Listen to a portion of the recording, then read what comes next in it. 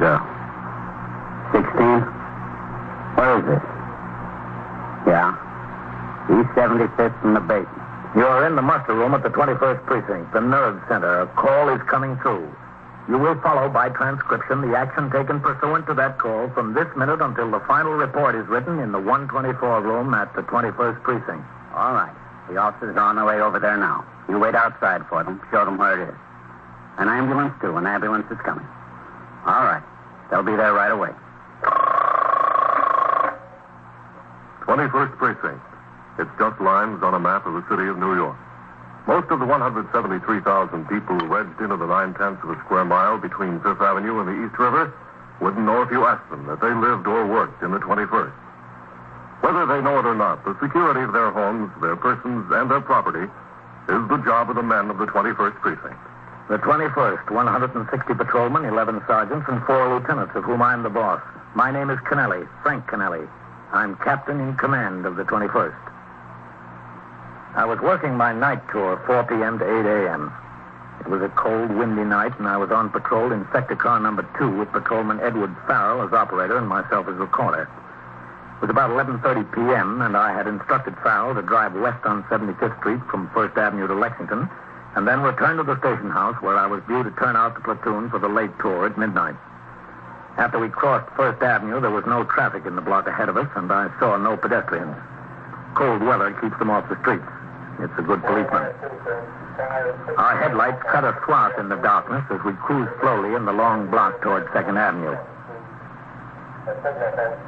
Captain, that old man down there, I think he wants us. Go ahead, pull up. Yes, sir. Okay. Come on, Farrell. Right.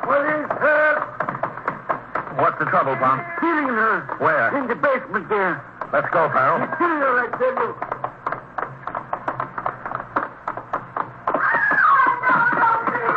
Down there. Watch the step. I got my light. All right, hit the door. Get away from her. Get away. Kill her. Right there. Come here. I'll kill you all. Hold still there. I mean, get up against there. Get the nippers on him. Let me out of here. Stay still, I said. All right, I got him. Let me go. You've got enough trouble now, mister. Stay still or you've got plenty more. He's all right now, Captain. All right, get those hands against the wall. Get them up there. Yeah, all right, okay. Okay. Sit down on the floor. He said sit down on the floor. All right, yeah. Don't kill her yet, I'll kill her. You won't kill anybody, mister. Watch it, Farrell. Yes, sir. Let me take a look at her. Stay still. No, don't, please. It's all right. I'm a police officer. Hit me. Oh, my side. Hit me, my side. She's only a kid, Farrell. All right. How old are you? 16. My side. My side is killing. My face. All right, just take it easy. We'll get help. Oh, Watch him, Farrell. I'm going to call in for an ambulance. I got him, Captain. Is everything okay? Come on upstairs, Bob. Yeah, okay. You know that girl? Yeah, sure, the Truro girl from my building. This building? No, the next building, that one, 4th floor here. You know him? No, I never seen him. She live with her folks? Her folks, yes. All right, you go upstairs and tell them, okay? Yeah, tell him. All right, I go. Car 681 to Central, K. Car 681, proceed. At 388 East 75th Street in the basement. E753K.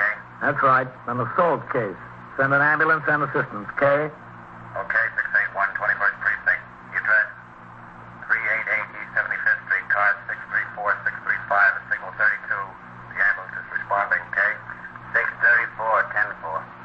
Car 635. Within a few minutes, in response to the radio signal, sector car number 4 and the sergeant's car were on the job. When the call was heard on the radio monitor by the desk officer at the station house, he notified the 21st Squad and Detectives James McLeese and Louis DeLuca hurried to the scene. As we waited for the arrival of the ambulance, the assailant, Joe Pacquias, sat on the floor in a corner of the basement with his back against the wall under the guard of Patrolman Farrell. The victim's mother had been summoned from the apartment. She tried to comfort the girl. Anita, my baby, my baby. He wanted to kill me, Mom. He tried to. Oh, my baby. Oh, Mrs. Truro, don't touch her, please. my baby. Where's the doctor? She's died. Now, the ambulance is on the way. Well, where is it? Mrs. Truro, you'd better stand over here. No. It'd be better for her. Go on, Mom. Go on, baby. Mrs. Truro, Yes, all right. the ambulance will be here right away. Sergeant. Yes, sir? My poor baby. Yes, sir, Captain. Stay here with the girl. Yes, sir. Is that the ambulance, that siren? Yes, I'm sure it is. Let's go over here, Mrs. I Truro. don't like to leave her. I don't like to leave my baby. How old is she? 16, just 16. Will she die? She won't die. No, I think she'll be all right. Excuse me, Captain. Oh, yes, McLeese. This is the girl's mother, Mrs. Truro, Detective McLeese. I'd like to ask you 2 questions, Mrs. Truro. Yeah, anything. That's the ambulance? Yes. Good. Oh, my poor baby. This fellow, this Joe Peck, he said he's known her for a long time. Oh, 6 months, maybe 7. But she don't want anything to do with him. He comes around to the house. He scares us all. He brings a bottle of whiskey, sits down in the kitchen. He says he wants to marry us. She don't want anything to do with him. But we're scared. Oh, and why didn't you call the police? I said once I would. I said, get out or I call the police. He said, what would the police do to him? Nothing. He'd come back and tear up the house. So I didn't call. He'd come. Anita would lock herself in the bathroom. We were all scared. Well, where was she tonight? Did she have a date with him?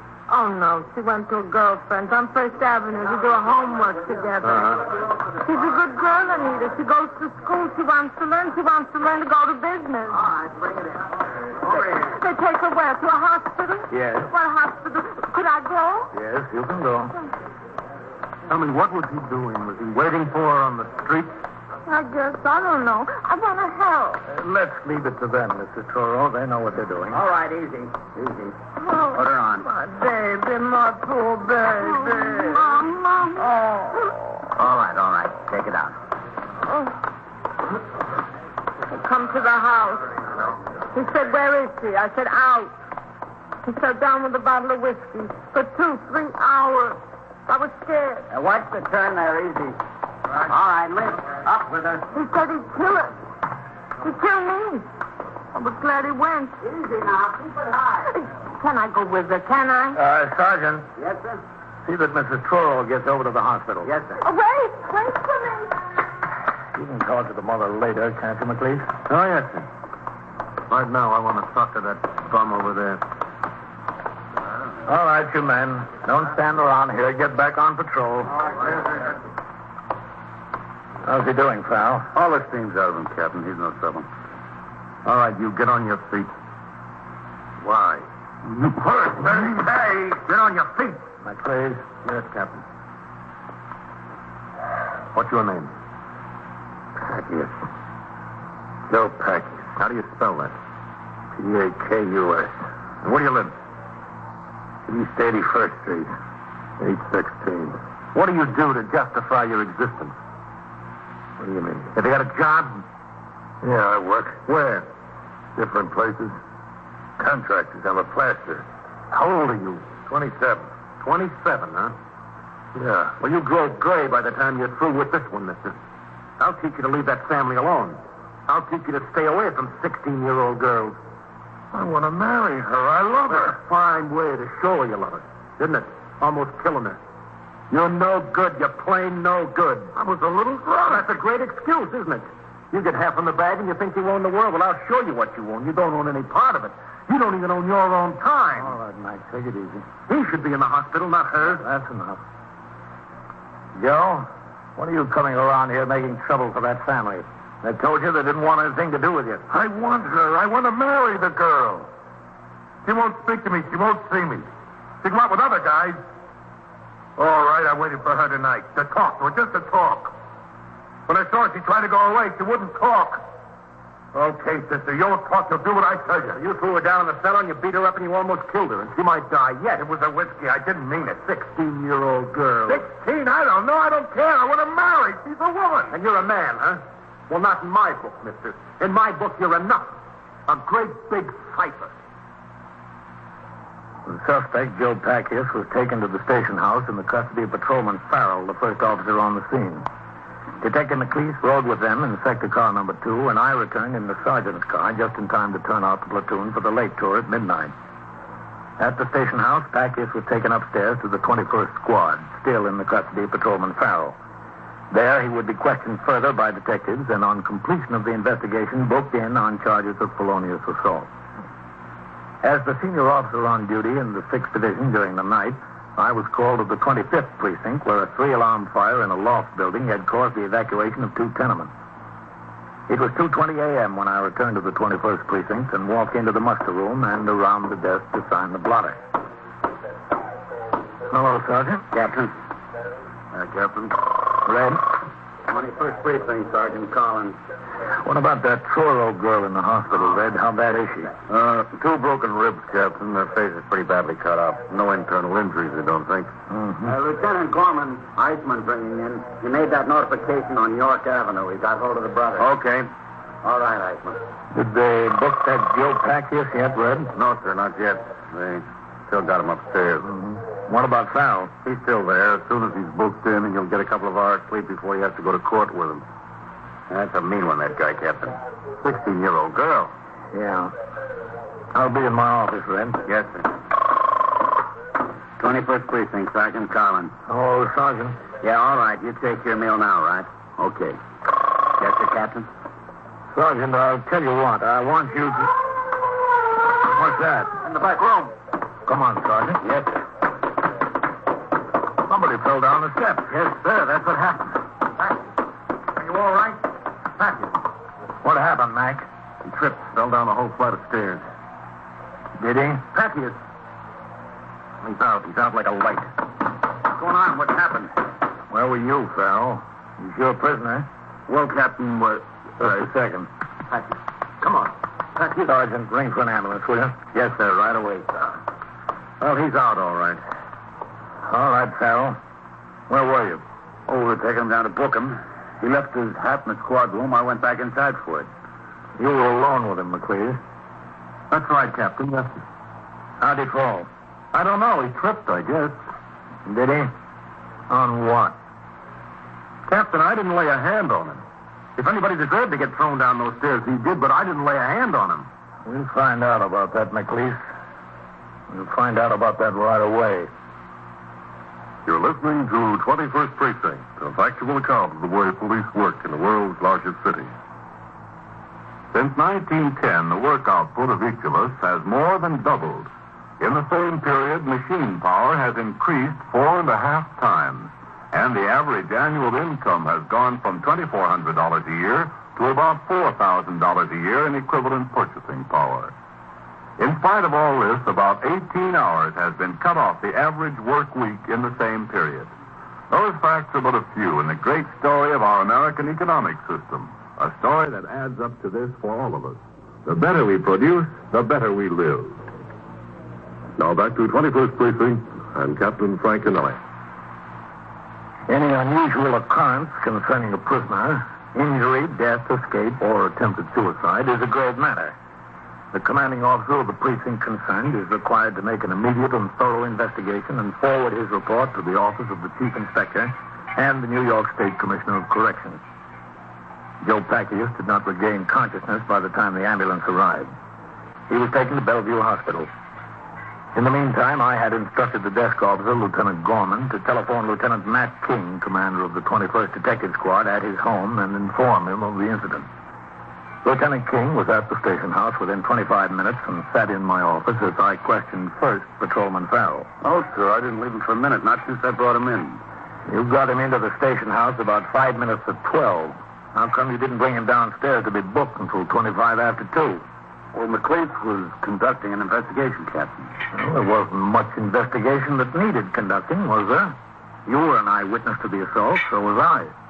Yes, sir. And you had another witness, that old man that stopped you. Yes, sir.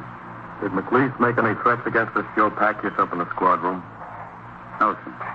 You just talked to him calmly? Well, not exactly calmly, Captain. McLeese didn't think much of the guy. Who did? Did either you or he use any violence in the squad room? No, sir. Well, then when you started downstairs to book him, what happened?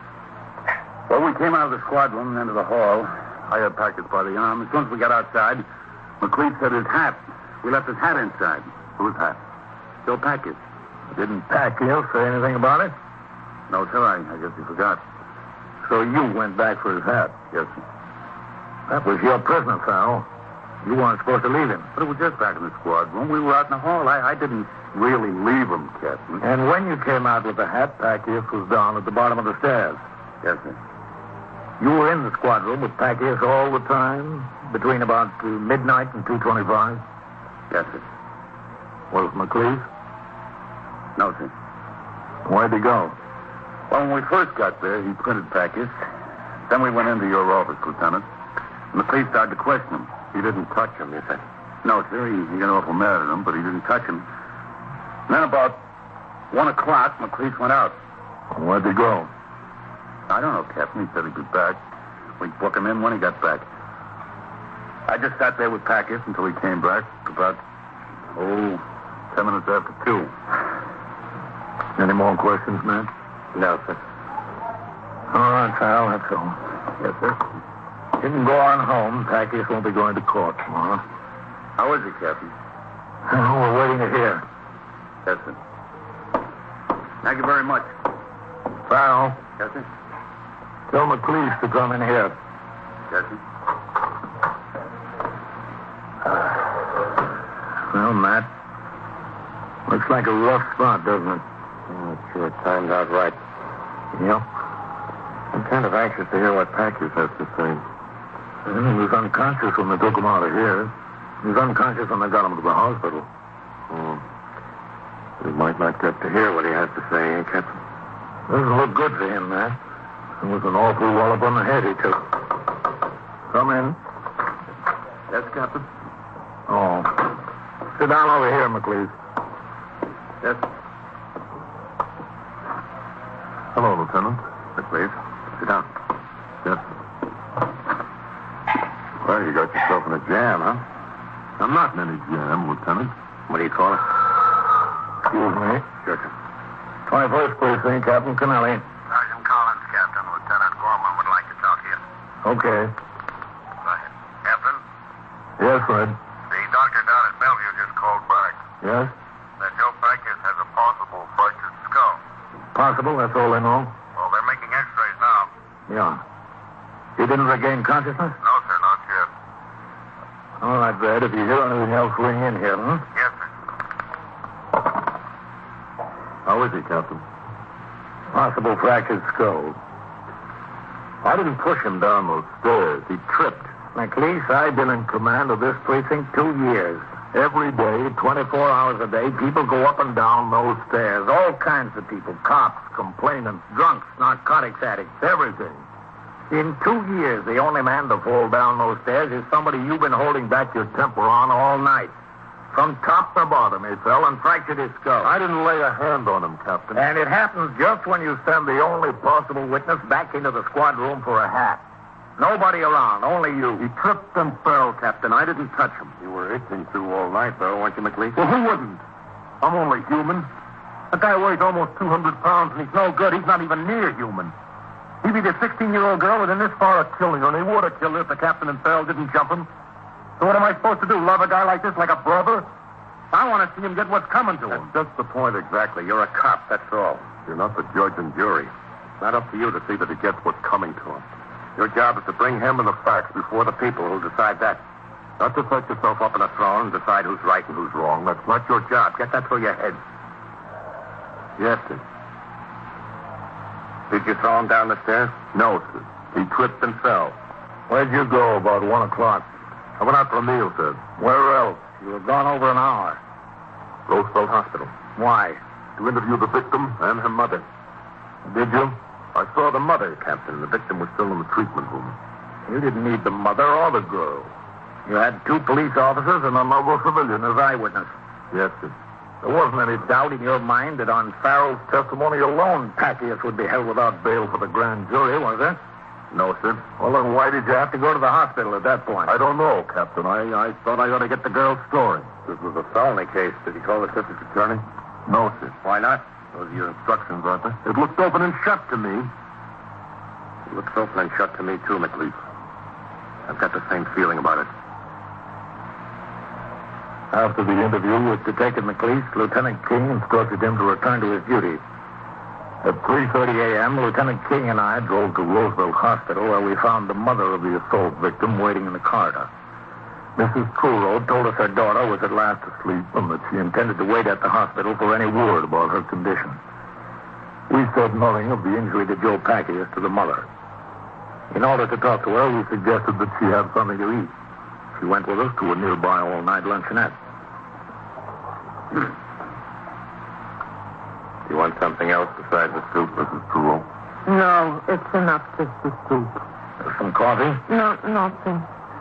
Oh, poor Nita, poor baby. I don't understand how she happened to get involved with this guy. How did that happen? Her girlfriend knew him. They met.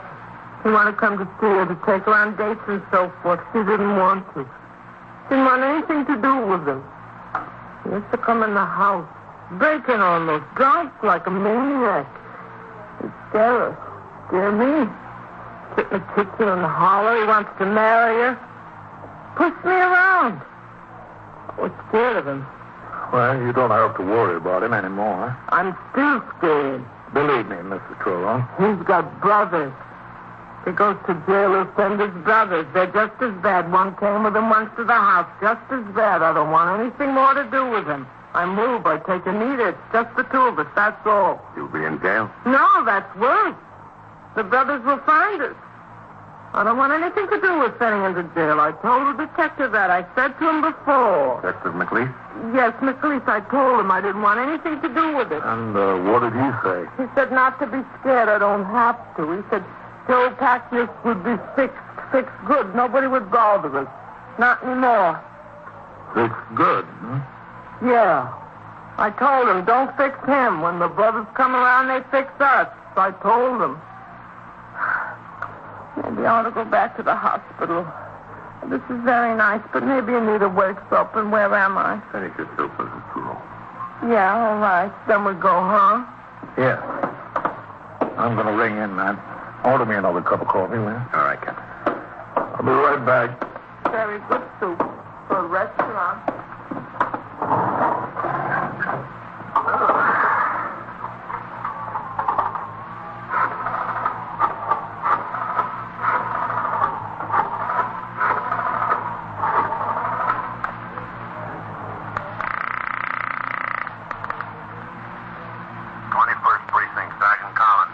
Captain Kennelly, Sergeant. Oh, yes, sir.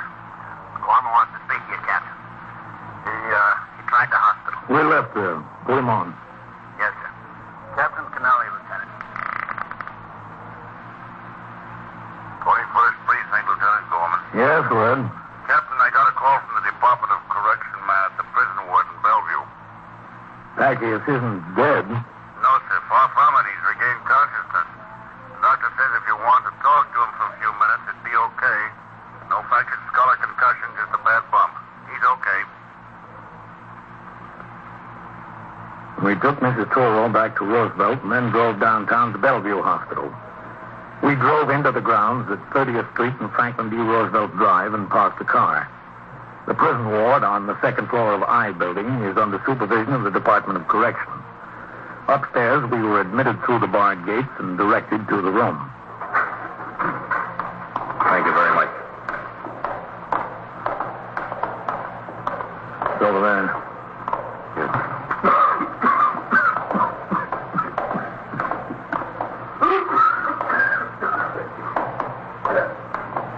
Back here?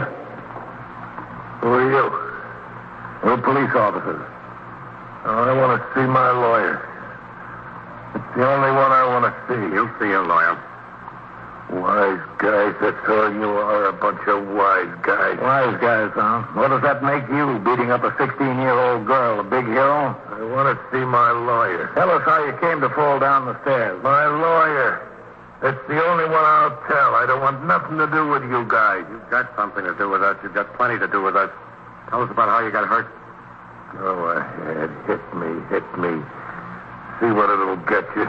Nobody's going to hit you. Laying here on my back. Hit me. Go on. I'll get more. Get more what? Money, that's what. You get nothing but years, Joe. I'll get money. Look at a bushel basket full. I'll sue the city. I'll take them over the coast for that kind of treatment. What kind of treatment? Never mind. I'll take it up with my lawyer. What about slapping that girl around? What do you think your lawyer can do for that? Nothing. I ain't worried. I'll take only half the money I'm going to sue for, and the city will be glad to get off the hook.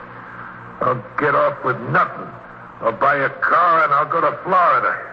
You've got great ambitions, Joe. I guess we'll pin a medal on you, too, huh? I wouldn't be surprised. I'll talk to my lawyer about it. I got the city dead to rights. They can't do that to a guy and get away with it. You don't seem hurt so bad, Joe. Yeah, well, the pain's killing me. What makes you think you're entitled to sue the city? Those stairs, from top to bottom. Look, the detective said you tried to break away from him and missed the top step. That's a lie. Well, what did happen? Oh, no. You take that up with my lawyer. But I wasn't trying to break away. Don't let him tell you I was. He's lying. I don't think so. I wasn't. I was walking down as quiet as you could. There was this thing sticking up, caught the heel of my shoe. That's the city's fault, ain't it? I tripped and I went down to the bottom. I looked at those stairs, Joe. That's not what happened. Tell us the truth now. I caught my heel. I caught it on the step. I fell. I tripped on something that was sticking up. I tripped and fell. The city has to pay for that, don't they? That detective wouldn't tell you what happened. He don't like me. He don't want me to collect. Doesn't he? Like he never beat up a woman. Big man. Get him to tell you the truth. We will, Joe. Come on, man. Yes. How long, Joe? Get him to tell you.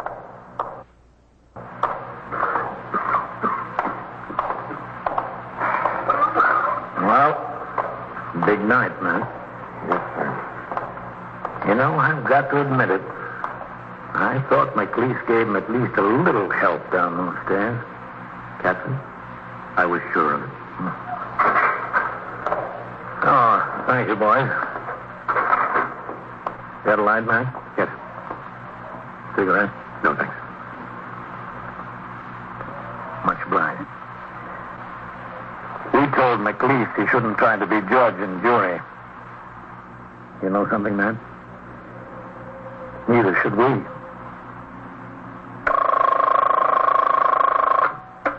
'21st Precinct, Sergeant Collins. What do you mean, robbed? Held up? Where is it? The what bar and grill? Oh. What's the address? Yeah. Did they have guns? How many men? How many? Well, which way did they go? Were they in a car? What kind of a car? What kind? What color? And so it goes, around the clock, through the week, every day, every year. A police precinct in the city of New York is a flesh and blood merry-go-round. Anyone can catch the brass ring, or the brass ring can catch anyone. 21st Precinct, a transcribed factual account of the way the police work in the world's largest city. It's presented with the official cooperation of the Patrolmen's Benevolent Association, an organization of more than 20,000 members of the Police Department, City of New York. Everett Sloane in the role of Captain Kennelly, Ken Lynch as Lieutenant King. Featured in tonight's cast were Bill Quinn, Louis Van Ruten, Phil Sterling, Joan Morgan, Barbara Weeks, Jack Orison, and John Larkin. Written and directed by Stanley Niss. Produced for CBS Radio by John Ives. Bob Hall speaking.